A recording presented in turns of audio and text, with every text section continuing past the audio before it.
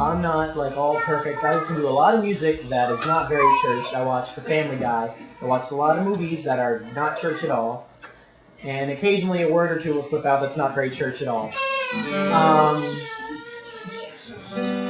not going to pretend I'm something I'm not. So, my dad hates it. He catches me saying something he doesn't like. He'll yell at me and give me a 2-hour-long lecture that has nothing to do with the topic, but it has to do with how I'm going to spend an eternity in hell if I keep up. I'll watch The Family Guy. He'll yell at me for watching it. It's got bad stuff on it. No. He hates the music I listen to. So, I know it's not a bad thing, but I'm not really sure where I was going with this right here.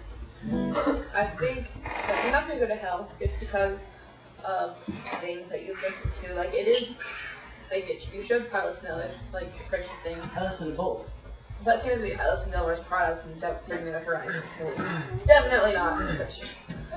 But, it matters what's in your heart, you know?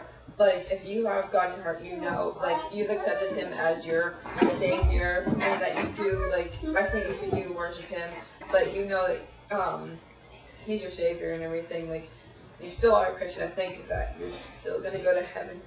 I think that as long as you're not getting all, like, swayed towards, like, off the beaten trail of God's way and whatever. I've got cement shoes.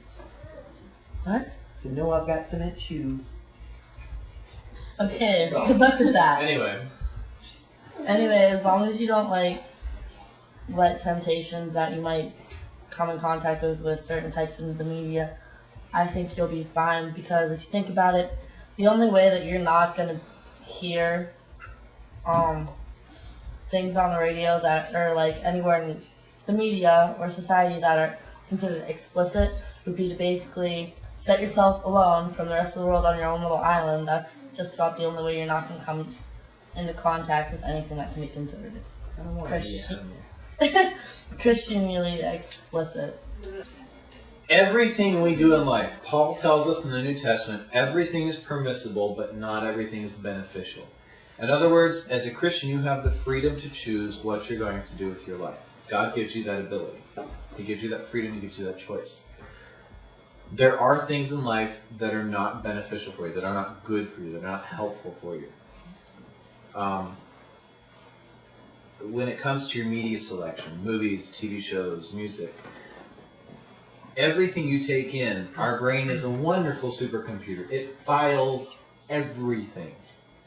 Everything you hear, everything you see,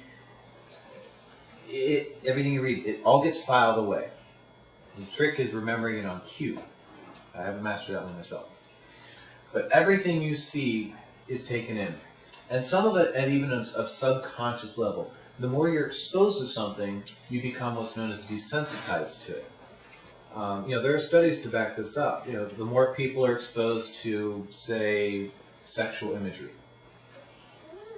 the more susceptible they are to believe, oh, well, that's not so bad. And the further they go on that train of thought, all of a sudden, hey, it's perfectly okay to engage in that kind of stuff. When, a year ago, before they started surrounding themselves by this stuff, they would have said, no way, absolutely not. And that can happen for everything: drug use, alcohol. It's not just that. Violence. The more you're exposed to something, the more you become used to it.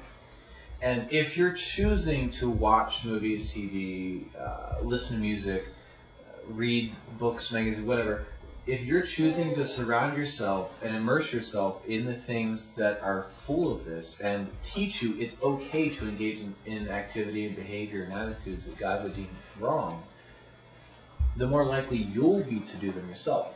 That's not an argument that you could say, oh, the music made me walk into school with a gun. Because that's your choice.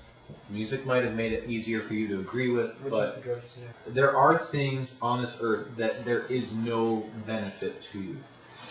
There is no legal drug that gives your body or your soul any benefit. Could you take drugs and be a Christian? You could, but you'd have a horrible witness. I mean, you have the freedom to choose to do whatever you want in life. God gives you that choice. But here's the thing. If you are truly in the right type of relationship with God, if you put Him first like you're supposed to, and you allow Him to work in you, you'll be following His direction. You'll be following His truth. Remember those steps that I answered Joe's question with about how to figure out if God really wants me to write music? Apply those to everything. Because there is truth in everything, but if you've got to wade through 90 minutes of garbage to get to 1 minute of truth in a movie, you shouldn't be watching it. You can find that truth elsewhere a lot easier.